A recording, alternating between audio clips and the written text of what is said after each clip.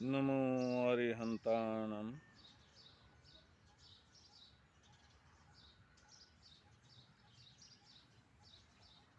जैन परंपरा में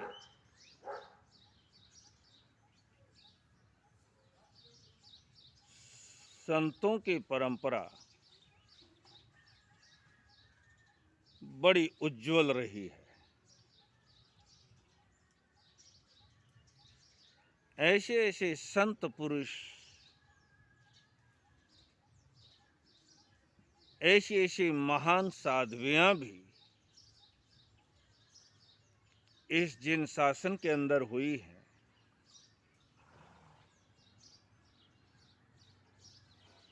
जिनके स्मरण मात्र से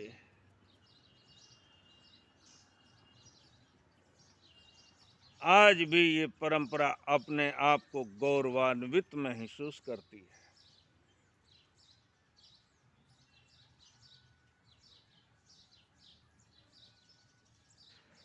उनमें एक नाम आता है, आचार्य हेमचंद्र।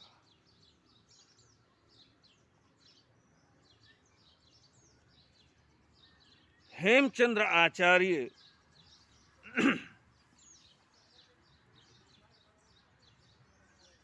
एक गांव के अंदर विराजमान थे।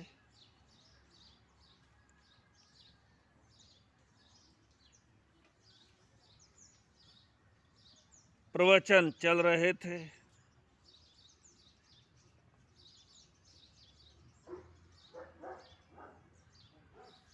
बड़ी धर्म प्रभावना हो रही थी।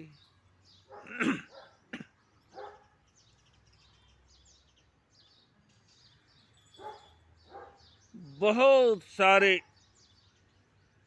भविक, धर्म अनुरागी,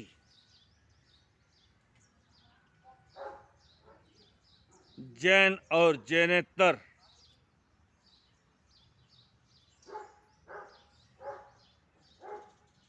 धर्म का श्रवण कर रहे थे।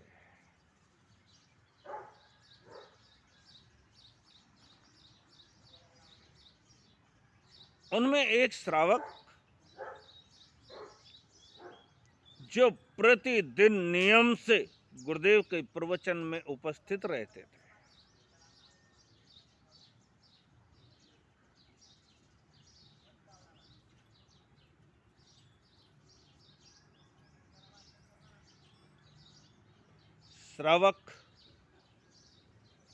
श्रावक का मतलब ही होता है जो सुनकर के धर्म को प्राप्त होता है।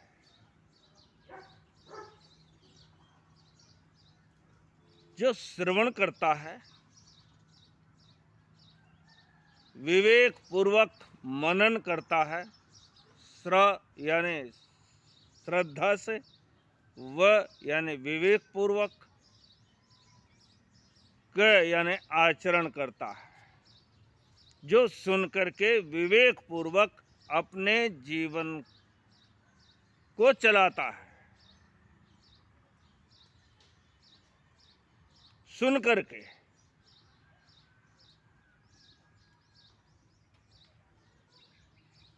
ऐसी आत्माओं को श्रावक कहा जाता है। तो श्रावकों के मन में ये एक इच्छा रहती है कि मुझे धर्म श्रवण करने का अवसर प्राप्त हो, मुझे संत पुरुषों का सानिध्य प्राप्त हो, जिंदगी का कुछ समय उनके चरणों में बैठ कर के मैं धर्म को प्राप्त कर सकूं।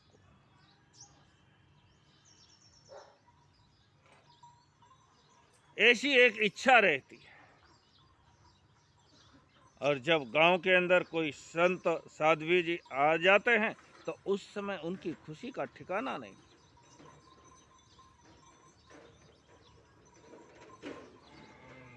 हालांकि ऐसी बुद्धि हर किसी के पास नहीं होती। ऐसी भावना हर किसी को जागरूक नहीं होती, लेकिन श्रावक होने का मतलब तो यही है, जो सुनकर के विवेक पूर्वक आचरण करता है। तो एक श्रावक जी प्रतिदिन गुरुदेव के आचार्य हेमचंद्र जी महाराज के सत्संग में, प्रवचन में नित्य नियम आते थे।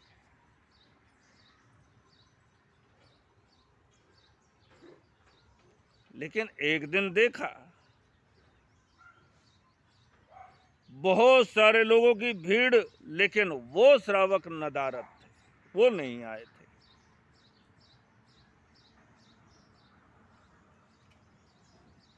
अब जो व्यक्ति कुछ ऐसे भावनाशील होते हैं तो संतों की नजर उन पर विशेष, वो विशेष कृपा पात्र होते हैं।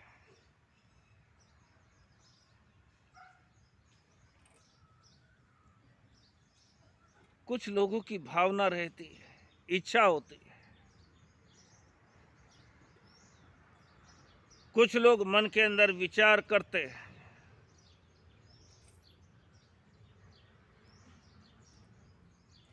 साधु संत तो बड़े लोगों की तरफ ही देखते हैं।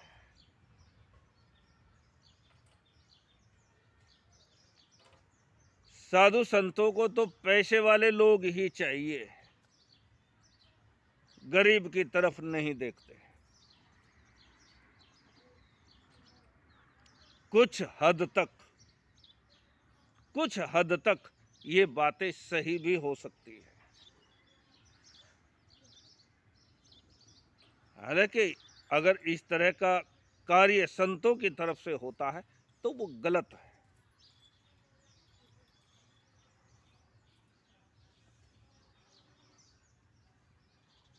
साधु की नजर में पैसे वाला और गरीब, यानी अमीर और गरीब,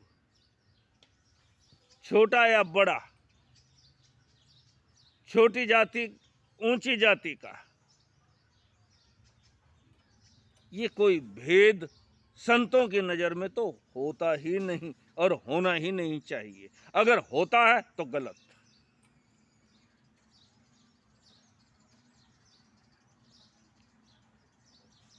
लेकिन ये भी बात उतनी ही सही है कि अगर कोई गरीब आदमी भी भावनाशील है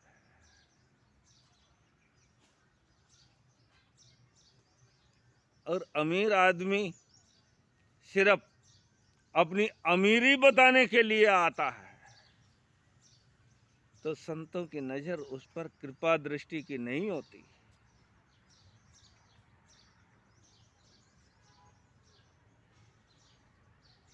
पैसे से क्या लेना देना है?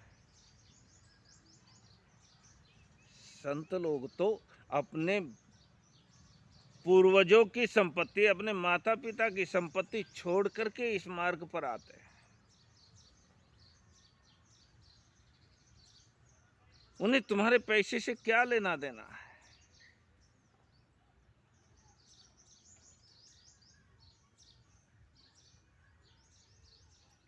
वो श्रावक जी प्रतिदिन आते थे, बड़ी भावना से श्रवण करते थे और मस्तक झुका करके चले जाते थे। गुरुदेव ने देखा एक दिन वो श्रावक प्रवचन में नहीं आए, जो प्रतिदिन संतों के पास आते हैं, प्रतिदिन भाव भक्ति गुरु चरणों में अर्पित करते हैं।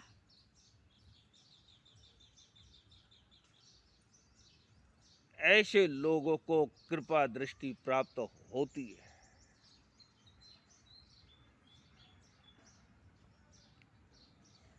गुरुदेव सोचने लगे, वो श्रावक प्रतिदिन जो नित्य नियम से आता है वो आज प्रवचन में नहीं है। बड़ी भीड़ थी, गुरुदेव की नजर उस एक व्यक्ति के ऊपर पड़ी। वो आज क्यों नहीं है। प्रवचन खत्म हुआ। प्रवचन खत्म होने के बाद उन्होंने किसी से पूछा, अरे भाई वो व्यक्ति हर रोज आने वाले, लेकिन आज प्रवचन में क्यों नहीं है। तो किसी ने कहा, गुरुदेव उसके ऊपर एक बहुत बड़ा संकट आ गया है। संकट? ऐसा कौन सा संकट? क्या बात हो गई?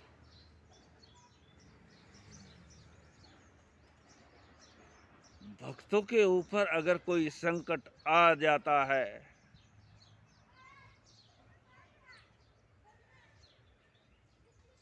तो भगवान भी हलचल में तो आता है। और जैन परंपरा में तो संतों को ही भगवान की स्थिति पे रखा है। उनके अंदर भी एक अनुराग, राग नहीं, अनुराग पैदा होता है ऐसे लोगों के प्रति। क्यों, क्या बात हो गई? ऐसा कौन सा संकट आ गया? उन्होंने कहा, गुरुदेव उनकी बहुत बड़ी संपत्ति थी, अपार वैभव के मालिक थे।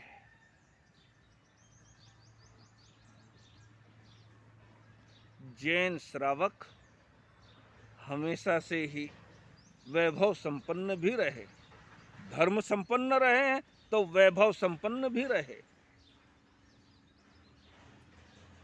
इसलिए आज तक भी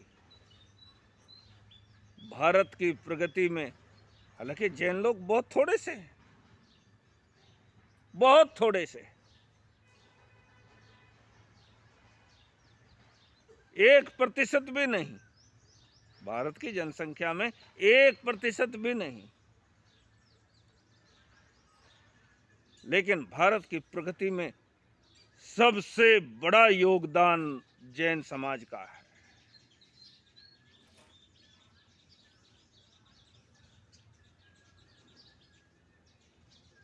तो वैभव संपन्न रहे हैं, धर्म संपन्न रहे, हमेशा से रहे और आज भी है। वो व्यक्ति कहने लगे, गुरुदेव उनके ऊपर बहुत बड़ा संकट आ गया। क्यों, क्या हुआ? कि गुरुदेव बहुत बड़ी संपत्ति के मालिक थे, लेकिन जहां पर भी हाथ मारते हैं, जहां पर भी देखते हैं, वहां पर सारी संपत्ति नष्ट हो गई।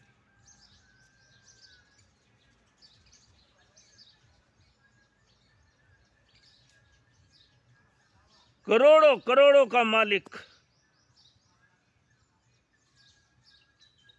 लेकिन आज एकदम असहाय हो गया।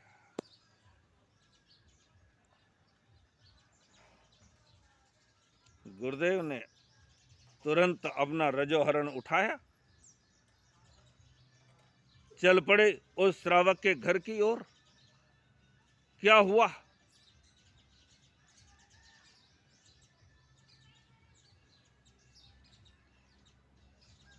भगवान, कौन कहता है भगवान आते नहीं। चंदन बाला जैसे कोई बुलाते नहीं।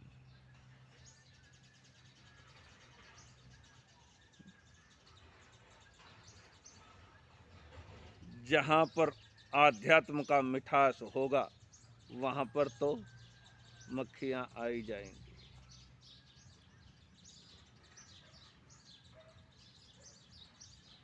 गुरुदेव ने रजोहरण उठाया, चल पड़े उस श्रावक के घर की ओर।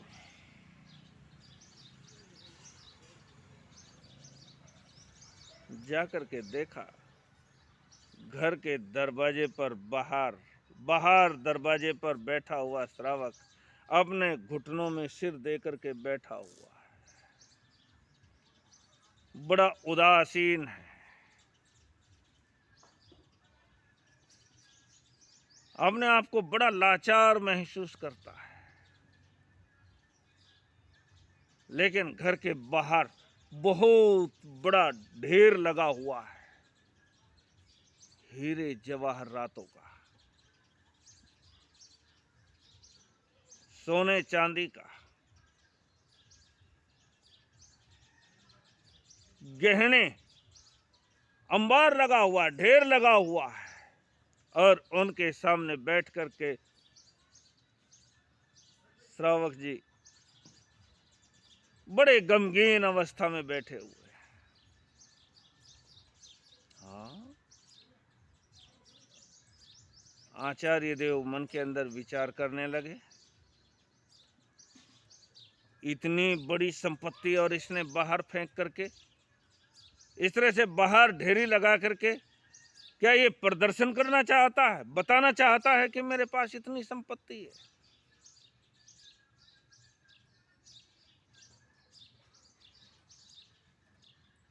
तो हीरे जवाहरात आदि गहने ये तो तिजोरी के अंदर रखे जाते हैं, हर किसी की नजरों से गुप्त रखे जाते हैं, और इन्होंने बाहर ढेरी लगा दी जैसे ईंट पत्थर या कोयले की ढेरी लगाई हो।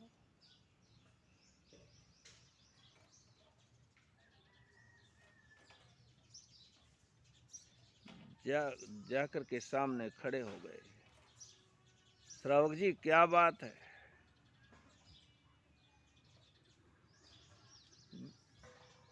श्रावक जी ने नजर उठा करके देखा, आचार्य भगवंत सामने खड़े हुए हैं।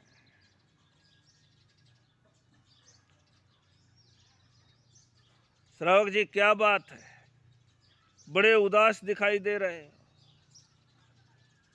इतना कहने की देर थी, श्रावक जी की आंखों में पानी आ गया। गुरुदेव, कुछ खास नहीं, लेकिन ऐसी ऐसी हालत मुझे भी समझ नहीं आ रही कि ये कैसे हो गया।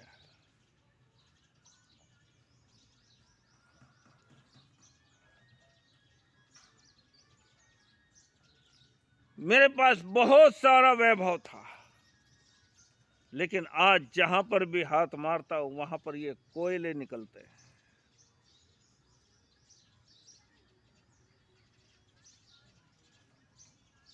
पता नहीं क्या हुआ, किसी ने ऐसा किया कि रतन चुरा लिए और कोयले भर दिए।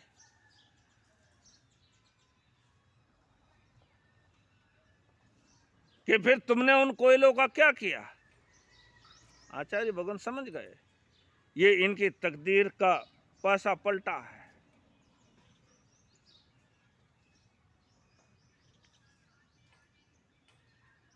जब इंसान की किस्मत बदलती है, जब इंसान के कर्म पलटी लेते हैं, तो उस समय ऐसा ही कुछ होता है। आचार्य भगवंत समझ गए, आज इनका बुरा कर्म उदय के अंदर आ गया है। हमारे बहुत सारे श्रावक श्राविकाएं इस बात से बड़े परेशान हो जाते हैं। मैं इतना धर्म करता हूँ, मैं रोज सामायिक करता हूँ, मैं साधु संतों के प्रवचन सुनता हूँ, फिर मेरे ऊपर इतना कष्ट क्यों?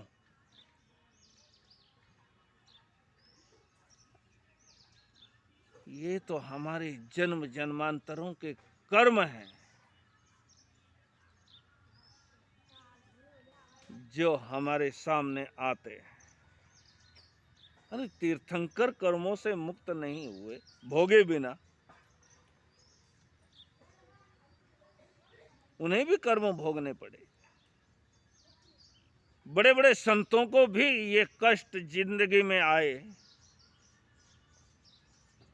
और हम थोड़ी सी बात से इतने उदासीन हो जाते हैं, परेशान हो जाते हैं,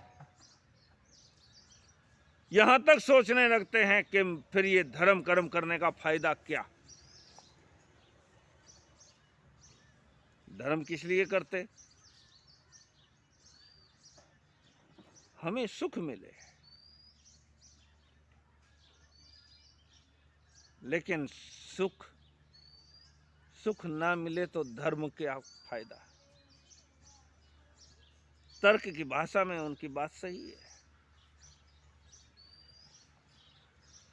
इसलिए आध्यात्म को समझने की जरूरत है।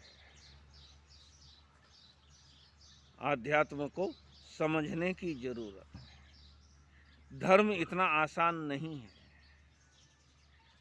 तुम मुंहपत्ती लगा करके 48 मिनट बैठ गए, एक सामायिक हो गई, अब मेरे नरक का बंधन टूट गया।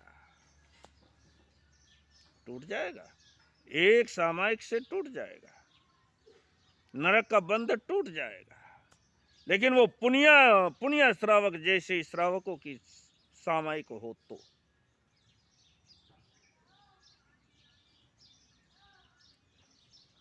वरना सामायिक लेकर के बैठे और मानसिक तौर पर कहां कहां घूम करके आ गए। दुकान पर ग्राहक करके आ गए, थोड़ी देर फैक्ट्री का चक्कर लगा करके आ गए, कोई दोस्त आ गया था उसके साथ चाय पानी भी हो गया। सामायिक करते करते, ऐसी सामायिक नहीं, पुण्य जैसी श्रावक, पुण्य श्रावक जैसी सामायिक हो तो नरक का बंध टूट सकता है।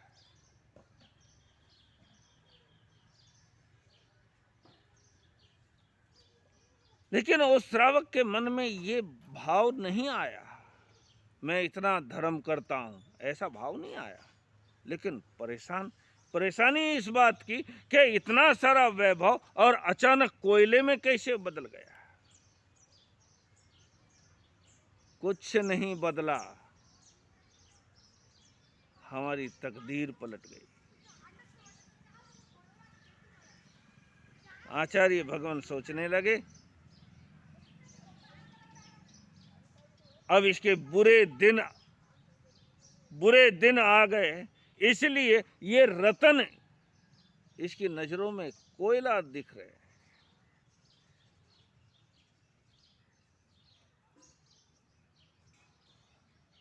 आचार्य भगवान देख रहे हैं ये रत्न है, ये हीरे जवाहरात है, ये सोने चांदी के जेवर हैं।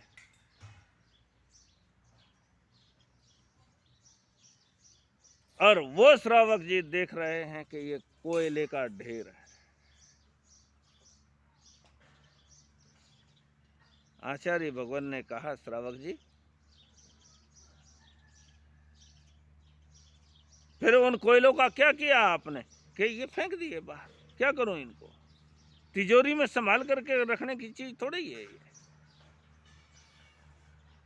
कि श्रावक जी, अब आप ऐसा करो, इन कोयलों को वापस तिजोरी के अंदर ही रख दो।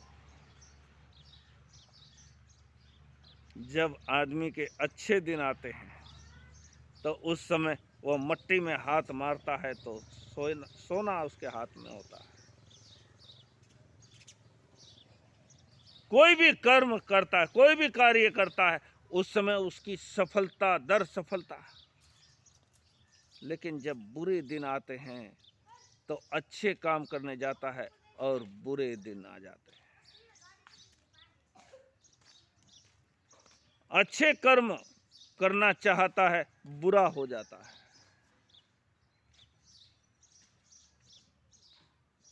इसको आम भाषा में नसीब कहा जाता है। इसे भाग्य कहा जाता है। लेकिन नसीब या भाग्य या किस्मत, ये सब हमारे कर्मों पर निर्धारित है।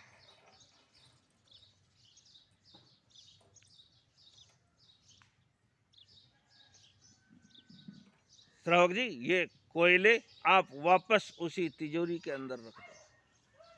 कि गुरुदेव, अब इनको करूं क्या?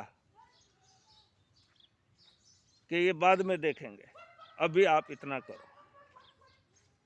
आचार्य भगवान की बात मान करके उन्होंने वो कोयले वापस तिजोरी के अंदर भर दिए।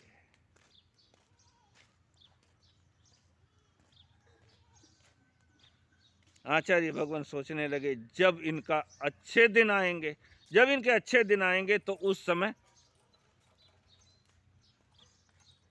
इनको ये रत्न अपने असली रूप में दिखाई देंगे।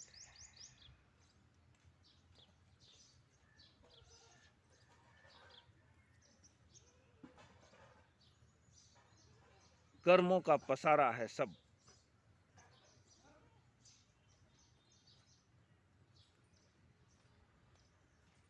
श्रावक जी ने भर दिए और अपनी दिनचर्या वापस उसी तरह से।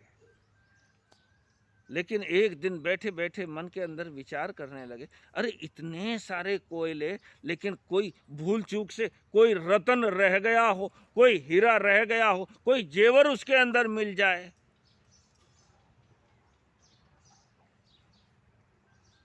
तो थोड़ा तो सहारा मिल जाए, थोड़ा तो खाने पीने का बंदोबस्त हो जाए।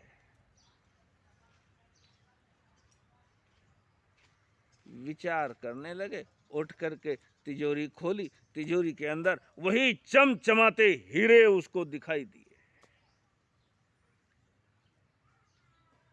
सारी की बड़ी सारी तिजोरी हीरे जवाहरातों से भरी हुई।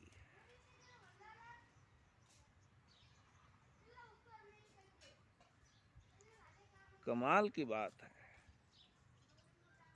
जो जब मैंने हीरे जवाहरात भरे थे तो कोयले मिले, और अब मैंने कोयले समझ करके इनको यहां पर भरा तो अब ये हीरे जवाहरात दिखाई दे रहे हैं। ये गुरुदेव का ही कोई चमत्कार होगा। समझ करके भागा चला गया गुरुदेव की सेवा में। गुरुदेव ये कैसे संभव हुआ? गुरुदेव ने कहा ये कोई चमत्कार नहीं। हालांकि मैं भी होता तो बड़ा अकड़ करके बैठ जाता, जैसे हमारे साधु संत बैठ जाते, गुरुदेव आपकी कृपा से मेरा ये काम हो गया, बस फूल करके हो गए कुप्पा।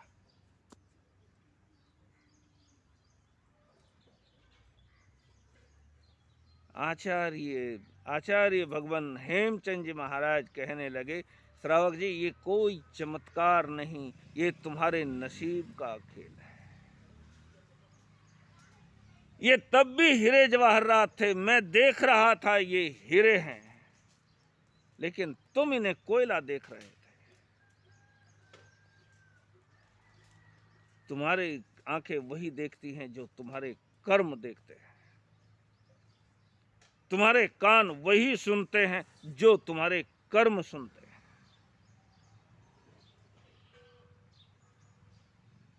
हमारे सारे जीवन का जीवन चक्र हमारे कर्मों से निर्धारित होता है।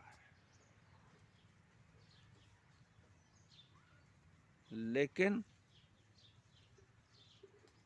इन कर्मों से बचने के लिए सिर्फ एक ही सहारा है,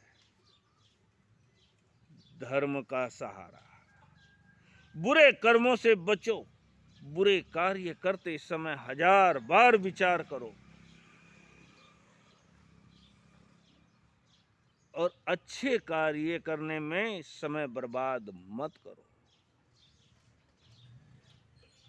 यही है श्रावक की चर्या, इसी को कहते हैं श्रावक। सुन करके विवेक पूर्वक आचरण करे तो हमारे ऐसे बहुत से कर्म अपने आप साफ होते चले जाते हैं।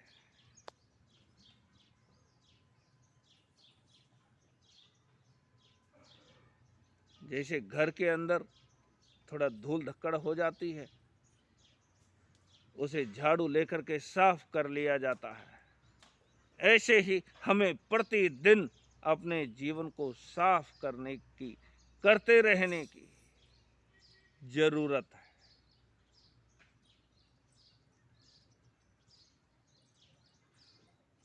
हम जरूर इन बातों को समझेंगे। ओम शांति।